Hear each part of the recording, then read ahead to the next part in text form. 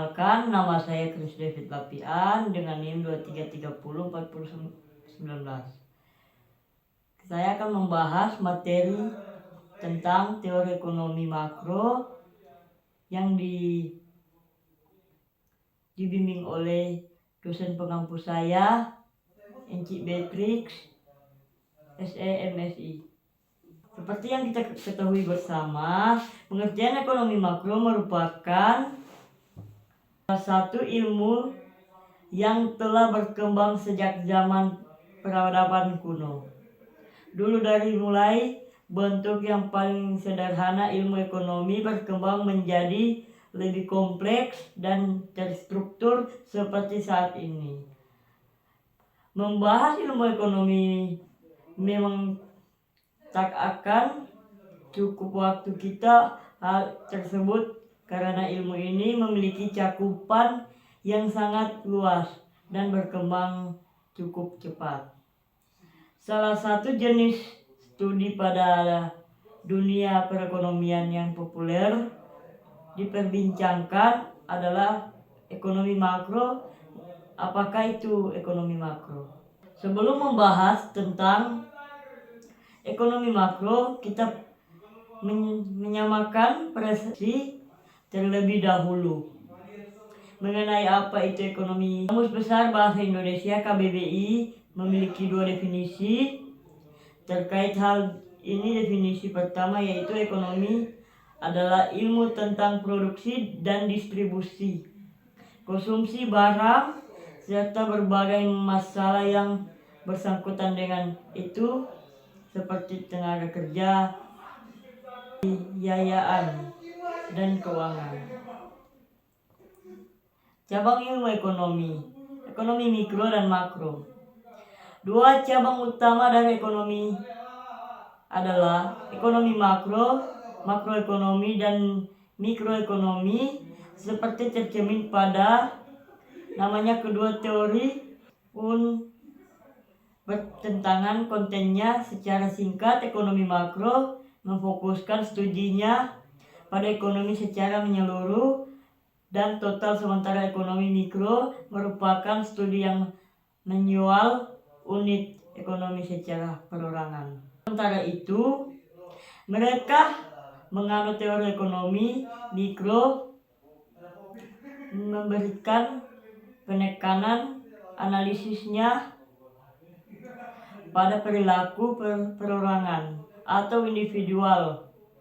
Contoh bagaimana perilaku perusahaan selaku produsen juga konsumen dan tenaga kerja. Dalam konteks yang terbatas industri seperti dijelaskan pada buku Teori Ekonomi Mikro edisi 3 oleh Muh Abdul Halim. Perbedaan lainnya dari dua teori ekonomi ini adalah asumsi-asumsi yang digunakan. Teori ekonomi mikro yang sering juga disebut sebagai teori ekonomi klasik berasumsi bahwa struktur pasar adalah bentuk persaingan yang sempurna, informasinya pun sempurna dan simetris. Ada kemasan homogen dalam input dan outputnya, serta perilaku ekonomi rasional dan bertujuan untuk memaksimalkan keuntungan. Namun uang juga momentum Great Depression yang terjadi pada periode 1929 sampai 1933 menjadi tonggak bangkitnya teori ekonomi mikro. Teori ini lahir sebagai kritik atas teori ekonomi klasik ala Adam Smith.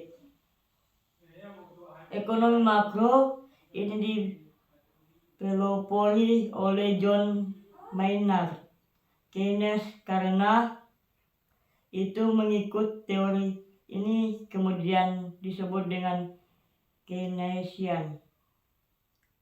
Pengertian ekonomi makro sebenarnya apa itu ekonomi makro?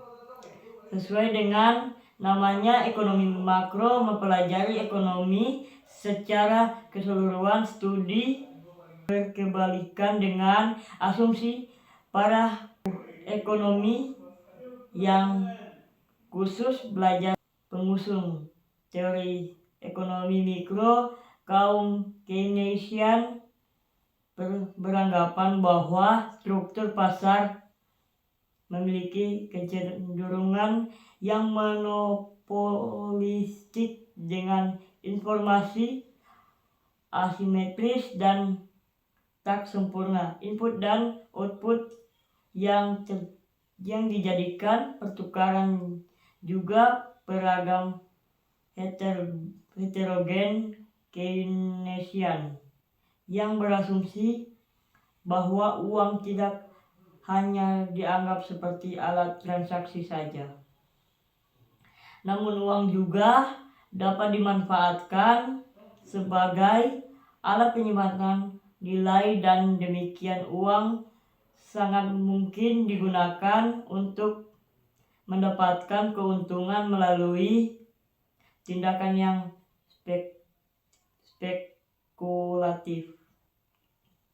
Dan saingan asumsi di atas, mereka yang sepakat pada ekonomi makro berpandangan bahwa peran pemerintah sangatlah dibutuhkan dalam pengelolaan perekonomian melalui kebijakan moneter dan fiskal.